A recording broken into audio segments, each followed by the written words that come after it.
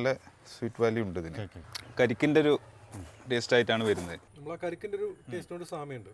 Tender coconut just നമ്മളെ ഈ Thailand മലേഷ്യയിലൊക്കെ smoke ചെയ്ത ടെൻഡർ കോക്കനട്ട് ഉണ്ടാവും. യെസ് കറക്റ്റ് അല്ലേ, ഒരു സ്മോക്കി ടേസ്റ്റും കൂടെ.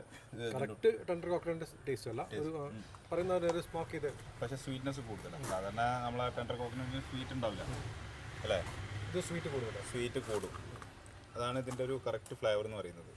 പിന്നെ അബിയു നമ്മൾ ഈ സപ്പോർട്ടില്ല ഈ അതിൽപ്പെട്ട സാധനം ആയതുകൊണ്ട്, ഫാമിലി ആയതുകൊണ്ട് തന്നെ ഈ ലാറ്റക്സ് ഫോർമേഷൻ എല്ലാത്തിലും ഉണ്ടാവും. ഉണ്ട്, ശരിക്കും പഴുത്തിട്ടില്ലെങ്കിൽ ശരിക്കും നന്നായിട്ടുണ്ട് ലാറ്റക്സ്, അറിയാൻ പറ്റും. പക്ഷെ ഒന്ന് തണുപ്പിച്ചാൽ നമ്മൾ സപ്പോർട്ട് കഴിച്ചാൽ അതെ അതെ അതെ, അതിൻ്റെ നേച്ചറാണ്. അതിനെ അക്സെപ്റ്റ് ചെയ്ത് നമ്മൾ കഴിക്കുക. അതൊരു പഴത്തിൻ്റെ നേച്ചറാണ്, അതൊരു നെഗറ്റീവായിട്ട് നമ്മൾ കാണേണ്ടതില്ല.